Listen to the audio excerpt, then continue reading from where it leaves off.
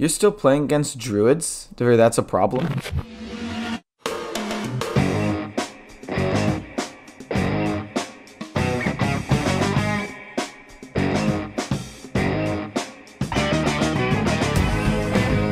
Hello everyone, this is Hearthstone Meta Hype. I am Eco100 with my friend Venga Dragon, part of Hype Horizen. We have a couple of topics that we are pretty excited to talk about, from the aftermath of the nerf to some meta changes, and along with just some mentality about the climb in general. So, how are you doing today, Venga Dragon?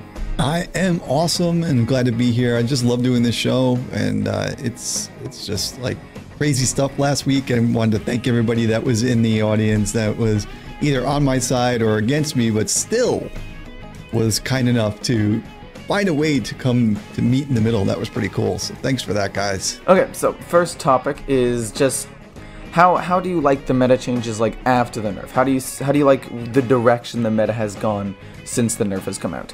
Well, I still find the meta right now is very much just like, it seems like the preponderance of skill isn't recognized as much as the preponderance of luck. And and when you have so many random generated cards, I just feel like it is still pretty much the same.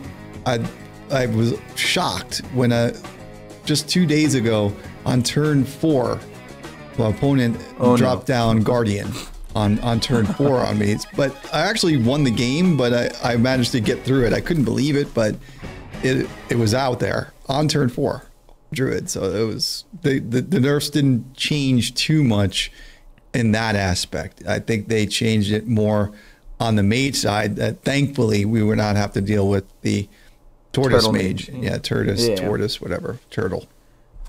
You're still playing against druids? That's a problem? I couldn't believe that it was actually a problem in that aspect. But yeah, there's more. The druids are there, but they're just not. They're not. You don't get those big crushing blows, you know. So. Because like last season for me, druid was played. I played against it like almost 25% of the time. Now after the nerf this season, it's been 9% of my games have been against druid. The nerfs really just like killed them. Yeah, well, this show will go up on the 7th, so we're about just less than a week in by the time we recorded this. So as a small sample size, and I think that I've seen less druids. I just haven't looked at the stats on HS Replay yet, but it's not quite as many. It's not as high as 25%. I would say it's maybe 10%, 15% if I had to guess. Yeah. And then also my matchup into druid, it's my best one. I'm 8-1 against druid so far. But in terms of the meta as a whole, I've been a little bit underwhelmed. I feel like the nerf actually made the meta kind of stale. Because if I look at my stats, about like 70% of my game are against Demon Hunter, Mage, and Paladin. Yeah. It's about 70-ish%, with 30% of that being Demon Hunter, Soul Demon Hunter. And I feel like because Druid was nerfed, which was one of the main counters to Soul Demon Hunter, because the only issue that Soul Demon Hunter has was essentially killing big minions, you know, like a tall board as opposed to a wide board. Yeah. And yeah, without Druid being there to have like big minions that Demon Hunter has to deal with, it's just been steamrolling the meta. Like I'm currently like 75% win rate. I think I'm 12-4 on it. It's been played a lot. It's one of my worst matchups personally because it beats most of the other decks I play, and it just feels a little stale to me personally because I really only see those 3 classes. I think that a lot of times every single meta that we get to this point, and there's a huge crest on the meta. Like everybody's like, oh, you know, we're hyped. Hearthstone Meta Hype, man. You know, you're like all crazy about the meta. And a lot of us enjoy the deck building and a lot more than we do the piloting. And we're going to talk about that on my segment when we do it. But it feels like it happens all the time. But Soul Demon Hunter is very strong, and it's a different type of unfun to play against in that sense. It's great when you're on the side of the Soul Demon Hunter. If you love winning, then it's great. But so many times I have played against an opponent that has solely not traded, not really once. They've never, they've never traded. Oh no, yeah. They just ignore your minions and they Yeah. just slam your face for 9 or 10 damage in one turn. Yeah, and I'm not complaining. I'm just saying that it was pretty interesting. I had a guy do 17 damage from his weapon on one turn, and and it was like, and they killed the taunt, and it was just, it's interesting. I mean, wow, like I'm starting to think, is 30 health enough? With the way the meta's going, because that's the thing, right? Because you could argue that everything is balanced because like everything's kind of busted and you can do a ton of stuff, but like at a certain point, if everything gets super strong, it's very easy for even like mid-range or just tempo decks to kill you in like 5 or 6 turns with just 30 health. There should be more, or maybe the power level of cards that should go down, because like it's been power crept up to this point, but at a certain point, like I feel like it should drop down a little bit and then like even out, because I don't want it to be as weak as it was when Hearthstone first launched, because some of those cards were pretty weak. Yeah, but like where it is right now is ridiculous. It's so strong. Well, I started playing Big Warrior, and because me too, I had like 64 health, combined in armor. I got it up to over 100, and I was like, "This is crazy." And I'm still struggling to keep myself in the game. But what a great deck that is! The Big Warrior deck, and we probably should, maybe we'll find a code for it or whatever. But it's such a great deck because you do get to ramp up armor when you get the Prime Targoth out there. And if you can get it to say turn 7 or 8, and you're not playing against anything that has answers, your game is over. You'll win, yeah. But the part is you just sometimes you just can't get to turn 8, and it does struggle a lot against Paladin. So especially Libram, if you're seeing a lot of those, Paladin beats basically every warrior build. Yeah, it's kind of crazy. Yeah, it does, and even the big one too. Like it's very hard to get punched through in the late game there because they just have the right kind of removal. If it's like, it's interesting that their removal is pretty good. So well suited. For the warrior matchup. Yeah. But they don't really, but in general though, like when you're playing Paladin, you sometimes do struggle with removal. It's weird, but just against the warrior for some reason, it just does so well, because you put the taunts up there and they're just like so fat and they do nothing. They just like, because they have giant taunts of their own, and then they have like 3 cards that set your guys' health to 1. Yeah, exactly. I don't know. The meta's been kind of stale, but I have seen some new decks like that Big Warrior, some Control Warrior, Quest Druid. I'm actually kind of excited that's been coming back. There's also Quest Warlock. Yeah. I've seen some Highlander mages recently as well. Actually, sorry to interrupt you, man. Quest Druid, I have a really cool deck code that I've been trying to work on with that, and it's like I'm really excited about it. I've always loved Quest Druid, though. I don't know why. But I wanted also to say that I wanted to talk to you about creating another Murloc Shaman deck. I think that should be seen. I tried. Yeah. A friend sent me a code saying that he went like 8-2 with it on his climb, and I tried it once. I was already like in Legend, and I went, I think, 1-7. It's not a huge sample size, but after losing like almost 7 games in a row, I was like, maybe not. I saw a guy lose 22 games in a row with a deck, and he's like, "Is this the world's record yet?" I'm like, probably not, but that's pretty crazy.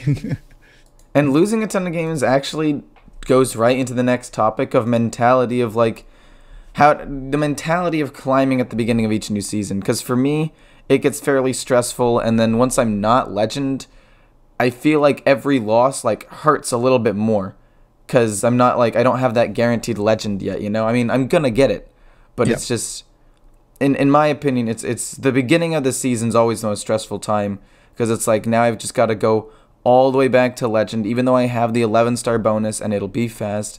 It's just like needless stress in the game that I don't want to deal with. What's your experience with climbing at the beginning of each new season? I really love the beginning of the season though, for a different reason, because I just find that there's where you get your most craziest misplays and things that will happen against you.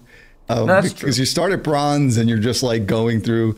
And I did when they changed. Remember the way back in the day when the meta you'd have to start like 4 to 5 ranks down or whatever, or everybody, Yeah. you know, like it was different. And then they changed it, and then it was like you could only fall as low as rank 5, and so before that there was a time where you would literally go all the way back to like whatever, you know, like start from scratch again, you know. So No, yeah, that was the worst. yeah, well, I actually didn't start climbing for real until they changed it the first time to only move back a couple. Because when you moved back, Yeah. because like one time I got to rank like 3 when I was free to play and didn't really care that much. Yeah. And then I was like, wait, you're moving me all the way back to rank 17 or 18 or something? This Yeah. is ridiculous. I don't want to do this again. But that's I always thought that was fun though, because you just get the craziest misplays and like the stupidest things happen. Like you just like, and That's true. you could just like you just bringing like in this deck that you climbed high with the season before.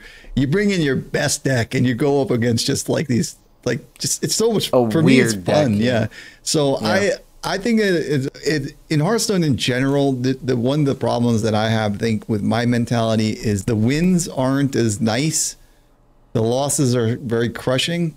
And Yes. when I lose, I get so crushed. I just don't get as big a reward out of winning because When you win, yeah. yeah. So I think So like, yeah. So in I terms like of that- happiness, if like Yeah. a win will be +1, but a loss will be like a -2. Exactly. So, like And- overall, as the day goes on and like you're streaming and you're climbing, yeah. I mean, unless like you hit like a rank you want. Like when I hit diamond for the first time, it's like a spike of like +10 or something. When I hit legend, it spikes up.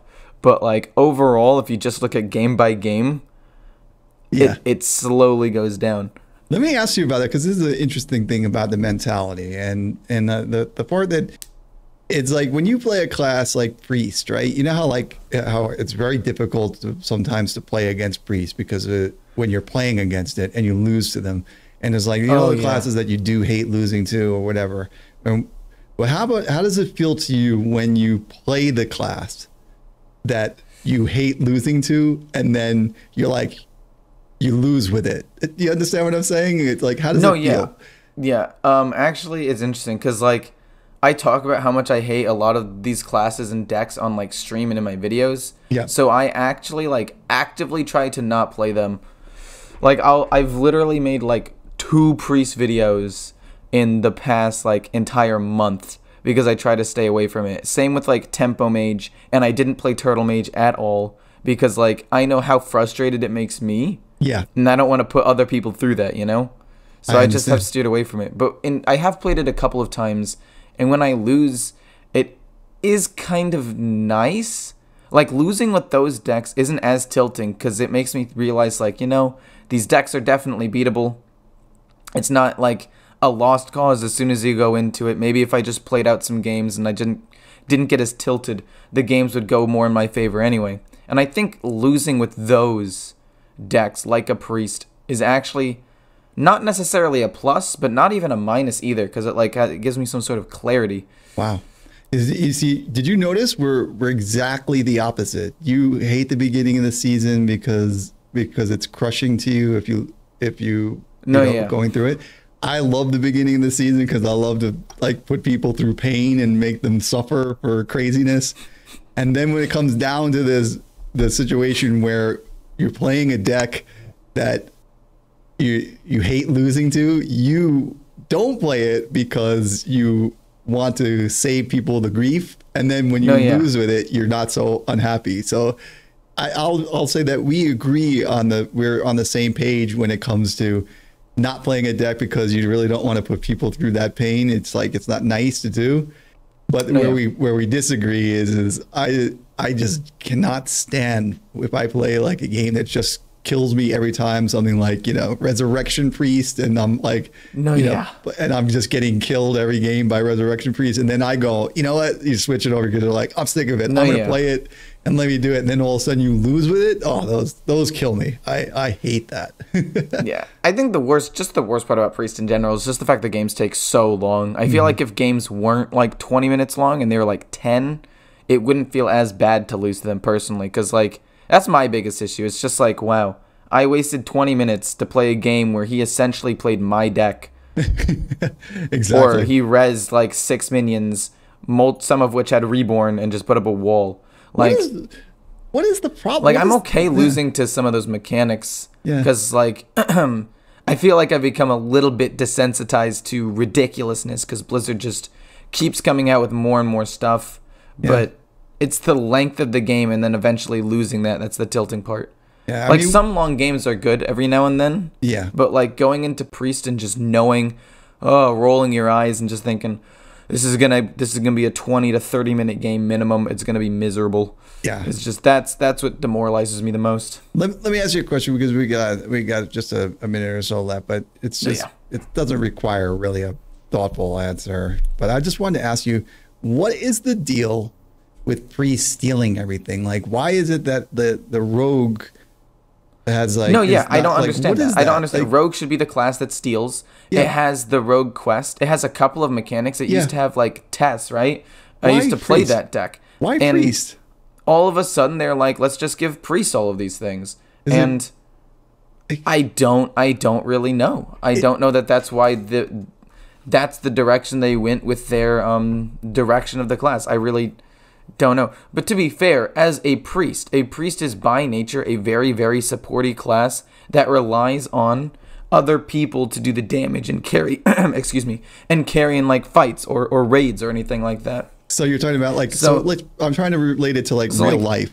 Like in real life, like why why does a priest steal? It's interesting. I'm just having a joke, man.